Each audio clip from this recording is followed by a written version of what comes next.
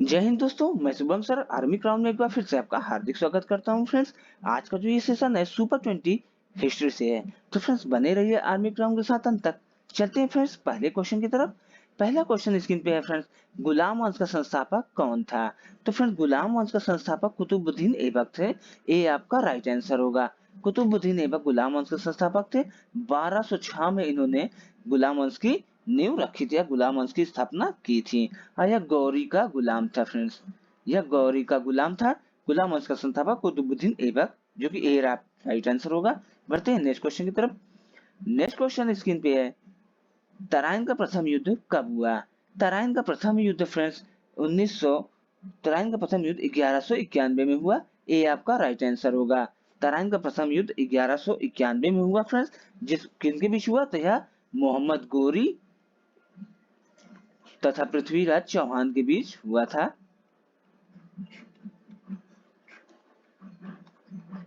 मोहम्मद गौरी और पृथ्वीराज चौहान के बीच हुआ था फ्रेंड्स, जिसमें पृथ्वीराज चौहान विजयी हुए थे। तराइन का प्रथम युद्ध 1191 में पृथ्वीराज चौहान इसमें विजयी हुए थे और 1192 में तराइन का द्वितीय युद्ध हुआ था, जिसमें मोहम्मद गौरी विजयी हुए थे। अब हुआ था इन्हीं दोनों के बीच में। पहले वाले में पृथ्वीराज चौहान जीता था और दूसरे वाले में मोहम्मद गौरी जीता था। ठीक है फ्रेंड्स, बढ़ते हैं नेक्स्ट क्वेश्चन की तरफ। नेक्स्ट क्वेश्चन है, निम्न में से किस राजपूत राजा ने मोहम्मद गोरी को पहली बार हराया था? तो फ्रेंड्स इसका सही जवाब हो जाएगा भीम द्वितीय ने। भीम द्वितीय ने मोहम्मद गोरी को पहली बार हराया था। ठीक है फ्रेंड्स, बढ़ते हैं नेक्स्ट क्वेश्चन। नेक्स्ट क्वेश्चन है, कुतुब मीनार के निर्माण को किसने पूरा कराया था? कुतुब मीनार के निर्माण कार्य को इल्तुतमिश ने फ्रेंड्स पूरा कराया था। ये आपका राइट आंसर होगा। इल्तुतमिश ने कुतुब मीनार के निर्माण को पूरा कराया था और कुतुब मीनार की नींव रखी थी फ्रेंड्स कुतुबुद्दीन ऐबक ने। कुतुबुद्दीन ऐबक ने इसकी नींव रखी थी लेकिन पूरा इसका निर्माण कार्य इल्तुतमिश ने कराया था। ये आपका राइट आंसर होगा। बढ़ते हैं नेक्स्ट क्वेश्चन की तरफ। नेक्स्ट क्वेश्चन है, सारनाथ में बुद्ध का प्रथम प्रवचन क्या कहलाता है? तो फ्रेंड्स का सही जवाब हो जाएगा, सारनाथ में बुद्ध का प्रथम प्रवचन कहलाता है धर्मचक्र प्रवर्तन। बी आपका राइट आंसर होगा। धर्मचक्र प्रवर्तन कहलाता है। महापरिनिर्वाण की बात करें फ्रेंड्स, तो महापरिनिर्वाण मृत्यु से संबंध रखता है इनका। अब महाभिनिष्क्रमण की बात करें फ्रेंड्स, तो महाभिनिष्क्रमण कहलाता है गृह त्याग से। गृह त्याग महाभिनिष्क्रमण से, मृत्यु महापरिनिर्वाण से। असंबोधि संबंधित है फ्रेंड्स इनकी ज्ञान की प्राप्ति से। इनकी ज्ञान की प्राप्ति संबोधि से संबंधित है। तो फिर सारनाथ में बुद्ध का प्रथम प्रवचन धर्मचक्र प्रवर्तन कहलाता है, जो कि बी आपका राइट आंसर होगा। बढ़ते हैं नेक्स्ट क्वेश्चन की तरफ। नेक्स्ट क्वेश्चन है, निम्न में से किसने तीनों गोलमेज सम्मेलन में भाग लिया था? तो फिर इसका सही जवाब हो जाएगा, तीनों गोलमेज सम्मेलन में भाग लिए थे भीमराव अंबेडकर। डी आपका राइट आंसर होगा। भीमराव अंबेडकर ने तीनों गोलमेज सम्मेलन में भाग लिए थे। फ्रेंड्स पहला गोलमेज सम्मेलन हुआ था 1930 में, दूसरा हुआ था 1931 में और तीसरा गोलमेज सम्मेलन हुआ था 1932 में। ठीक है फ्रेंड्स, द्वितीय गोलमेज सम्मेलन, दूसरे गोलमेज सम्मेलन 1931 में ही महात्मा गांधी ने भाग लिया था। महात्मा गांधी ने द्वितीय गोलमेज सम्मेलन में भाग लिया था। तो तीनों गोलमेज सम्मेलन में भाग लिए थे भीमराव अंबेडकर ने। डी आपका राइट आंसर होगा। बढ़ते हैं नेक्स्ट क्वेश्चन की तरफ। नेक्स्ट क्वेश्चन है, भारतीय स्वतंत्रता के समय भारतीय राष्ट्रीय कांग्रेस के अध्यक्ष कौन थे? तो फिर इसका सही जवाब हो जाएगा जेबी कृपलानी। डी आपका राइट आंसर होगा। जेबी कृपलानी भारतीय स्वतंत्रता के समय भारतीय राष्ट्रीय कांग्रेस के अध्यक्ष थे। और उस समय भारत के राष्ट्रपति की बात करें फ्रेंड्स, तो उस समय भारत के राष्ट्रपति थे क्लीमेंट एटली। क्लीमेंट एटली उस समय भारत के राष्ट्रपति थे। तो फ्रेंड भारतीय स्वतंत्रता के समय भारतीय राष्ट्रीय कांग्रेस अध्यक्ष ये भी कृपलानी थे। डी आपका राइट आंसर होगा। बढ़ते हैं नेक्स्ट क्वेश्चन की तरफ। नेक्स्ट क्वेश्चन है, बाबर ने पहली बार तुगलमा नीति और तोपखाने का प्रयोग किस युद्ध में किया था? तो फ्रेंड्स इसका सही जवाब हो जाएगा पानीपत के प्रथम युद्ध में किया था। पानीपत के प्रथम युद्ध में बाबर ने तुगलमा युद्ध नीति और तोपखाने का प्रयोग किया था। बात करते हैं पानीपत का प्रथम युद्ध। तो फ्रेंड्स पानीपत का प्रथम युद्ध हुआ था 21 अप्रैल 1526 को। 21 अप्रैल 1526 को पानीपत का प्रथम युद्ध हुआ था। 21 अप्रैल 1526 को पानीपत का प्रथम युद्ध हुआ था फ्रेंड्स। और दूसरे युद्ध की बात करें फ्रेंड्स, तो पानीपत का द्वितीय युद्ध 1556 में हुआ था। तीसरा युद्ध पानीपत का तृतीय युद्ध 1561 में हुआ था। खानवा की बात करें फ्रेंड्स, तो खानवा का युद्ध हुआ था 17 मार्च 1527 को। 17 मार्च 1527 को खानवा का युद्ध हुआ था।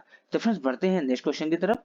नेक्स्ट क्वेश्चन है किस मुगल बादशाह को उसकी उदारता के लिए उसकी उदारता के कारण लोग उसे कलंदर के नाम से पुकारते थे। तो फ्रेंड्स इसका सही जवाब हो जाएगा बाबर को पुकारते थे। बी आपका राइट आंसर हो जाएगा। बाबर को उसकी उदारता के लिए उसे कलंदर के नाम से पुकारा जाता था। बढ़ते हैं नेक्स्ट क्वेश्चन की तरफ। नेक्स्ट क्वेश्चन है आगरा में आराम बाग का निर्माण किसने करवाया था। तो फिर इसका सही जवाब हो जाएगा आराम बाग का निर्माण करवाया था बाबर ने। सी आपका राइट आंसर होगा। बाबर ने आगरा के आराम बाग का निर्माण करवाया था और जब इनकी मृत्यु हुई थी तो सर्वप्रथम इसे आराम बाग में ही दफनाया गया था। बाद में उनके द्वारा ही उनको दूसरे जगह पर दफनाया गया था। ठीक है फ्रेंड्स, तो सी आपका राइट आंसर होगा। फ्रेंड्स हमारा व्हाट्सएप ग्रुप नंबर है 8799191206। आप इस नंबर पर कॉल भी कर सकते हैं या ये व्हाट्सएप ग्रुप नंबर ज्वाइन करिए, आपको फ्री में पीडीएफ भी मिलेगा और कैसे तैयारी करनी है आर्मी की ये सब कुछ आपको बताया जाएगा। बढ़ते हैं नेक्स्ट क्वेश्चन की तरफ। नेक्स्ट क्वेश्चन है बाबर ने पातशाह की उपाधि कब धारण की थी। तो फिर इसका सही जवाब हो जाएगा पातशाह की उपाधि 1507 में धारण की थी। ए आपका राइट आंसर होगा। बाबर ने पातशाह की उपाधि 1507 में धारण की थी। नेक्स्ट क्वेश्चन की तरफ बढ़ते हैं फ्रेंड्स। नेक्स्ट क्वेश्चन है चंदेरी का युद्ध कब हुआ था। चंदेरी का युद्ध कब हुआ था फ्रेंड्स, तो इसका सही जवाब हो जाएगा 1528 में।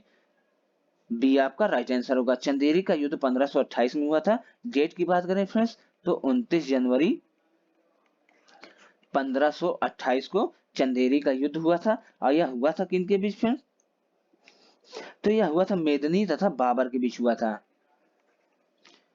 चंदेरी का युद्ध मेदिनी और बाबर के बीच हुआ था जिसमें बाबर विजयी हुए थे। ठीक है फ्रेंड्स, तो चंदेरी का युद्ध कब हुआ था, 29 जनवरी 1528 को हुआ था जिसमें बाबर विजयी हुआ था और मेदिनी राय हारा था। ठीक है फ्रेंड्स, खानवा का युद्ध हुआ था 1527 में। खानवा का युद्ध 1527 में हुआ था और 1529 में हुआ था घाघरा का युद्ध। ठीक है फ्रेंड्स, बढ़ते हैं नेक्स्ट क्वेश्चन की तरफ। नेक्स्ट क्वेश्चन है दीन इलाही धर्म का प्रधान पुरोहित कौन था। दीन इलाही धर्म का प्रधान कौन था फ्रेंड्स, तो इसका सही जवाब हो जाएगा अकबर। ए आपका राइट आंसर होगा। दीन इलाही धर्म का प्रधान अकबर था। और दीन इलाही की स्थापना बात करें तो फ्रेंड्स इसकी स्थापना हुई थी 1582 में। दीन इलाही की स्थापना 1582 में हुई थी और इसका प्रधान था अकबर। ये आपका राइट आंसर होगा। बढ़ते हैं नेक्स्ट क्वेश्चन की तरफ। नेक्स्ट क्वेश्चन है निम्न में से किस मुगल शासक के बचपन का नाम फरीद खां था। तो फ्रेंड फरीद खां था शेरशाह के बचपन का नाम। ए आपका राइट आंसर हो जाएगा। शेरशाह के बचपन का नाम फरीद खां था और यह सूर्यवंश से संबंधित थे। सूर्यवंश से संबंधित थे। तो किस मुगल शासक को बचपन का नाम फरीद खां था, शेरशाह। ए आपका राइट आंसर होगा। बढ़ते हैं नेक्स्ट क्वेश्चन की तरफ। नेक्स्ट क्वेश्चन है बुलंद दरवाजा का निर्माण अकबर ने किस विजय के उपलक्ष्य में किया था। तो फ्रेंड्स इसका सही जवाब हो जाएगा गुजरात विजय के उपलक्ष्य में किया था। बुलंद दरवाजा का निर्माण अकबर ने गुजरात विजय के उपलक्ष्य में किया था। यह बहुत ही इंपॉर्टेंट क्वेश्चन है फ्रेंड्स, कई एग्जाम में आया हुआ यह क्वेश्चन है। बुलंद दरवाजा का निर्माण अकबर ने गुजरात विजय के उपलक्ष्य में किया था। बढ़ते हैं नेक्स्ट क्वेश्चन की तरफ। नेक्स्ट क्वेश्चन है फ्रेंड्स किस मुगल शासक के शासनकाल को स्थापत्य कला का स्वर्ण काल कहा जाता है। किस मुगल शासक के शासनकाल को स्थापत्य कला का स्वर्ण काल कहा जाता है। तो फिर इसका सही जवाब हो जाएगा शाहजहां। सी आपका राइट आंसर हो जाएगा। शाहजहां के शासनकाल को स्थापत्य कला का स्वर्ण काल कहा जाता है। सी आपका राइट आंसर होगा। और जहांगीर के शासनकाल को चित्रकला का स्वर्ण काल कहा जाता है फ्रेंड्स। चित्रकला का स्वर्णकाल कहा जाता है जहांगीर के शासनकाल को और स्थापत्य कला का स्वर्णकाल कहा जाता है फ्रेंड्स शाहजहां के शासनकाल को, जो कि सी आपका राइट आंसर होगा। बढ़ते हैं नेक्स्ट क्वेश्चन की तरफ। नेक्स्ट क्वेश्चन है आना सिक्के का प्रचलन किस मुगल शासक ने कराया था। तो फिर इसका सही जवाब हो जाएगा शाहजहां ने। सी आपका राइट आंसर होगा। शाहजहां ने आना सिक्के का प्रचलन किया था। सी आपका राइट आंसर होगा। फ्रेंड्स हमारा व्हाट्सएप ग्रुप नंबर है 8799191206। आप इस नंबर पर कॉल करिए या व्हाट्सएप ग्रुप नंबर पर जुड़िए, आपको पीडीएफ भी फ्री में मिलेगा। बढ़ते हैं नेक्स्ट क्वेश्चन की तरफ। नेक्स्ट क्वेश्चन है पुरंदर की संधि कब हुई। पुरंदर की संधि फ्रेंड्स हुई थी 1665 में। पुरंदर की संधि 1665 में हुई थी। बी आपका राइट आंसर होगा। और यह हुई थी फ्रेंड्स जयसिंह तथा शिवाजी के मध्य हुई थी। जयसिंह तथा शिवाजी के मध्य पुरंदर की संधि 1665 में हुई थी। बी आपका राइट आंसर होगा। बढ़ते हैं नेक्स्ट क्वेश्चन की तरफ। नेक्स्ट क्वेश्चन है शिवाजी ने सूरत को कितनी बार लूटा था? कह रहा है शिवाजी ने सूरत को फ्रेंड्स 2 बार लूटा था। ये आपका राइट आंसर होगा। शिवाजी ने सूरत को 2 बार लूटा था। कब कब लूटा? तो पहला लूटा था 1664 में और दूसरा लूटे थे 1670 में। ठीक है बस, तो शिवाजी ने सूरत को 2 बार लूटा था, 1664 में और 1670 में लूटा था। ठीक है बस, 1670 है ये। बढ़ते हैं नेक्स्ट क्वेश्चन की तरफ। नेक्स्ट क्वेश्चन है किस मुगल सम्राट को लंपट मूर्ख के नाम से जाना जाता है? तो फिर इसका सही जवाब हो जाएगा लंपट मूर्ख के नाम से जाना जाता है जहांदार शाह को। ये आपका राइट आंसर हो जाएगा।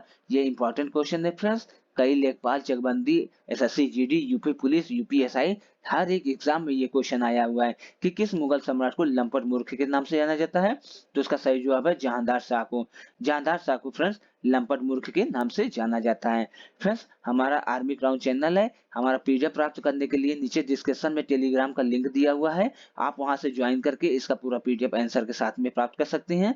या फिर व्हाट्सएप ग्रुप नंबर है हमारा 8799191206। आप इस व्हाट्सएप ग्रुप नंबर पर भी जुड़ सकते हैं या सीधा कॉल करिए। हम आपको बताएंगे आर्मी की तैयारी कैसे करनी है, किस तरीके से कराई जाती है। ये आर्मी क्राउन आपको सही राह पर ले जाएगा।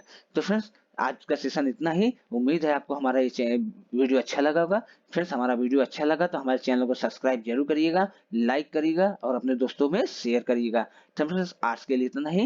गुड नाइट, शुभ रात्रि, जय हिंद, जय भारत।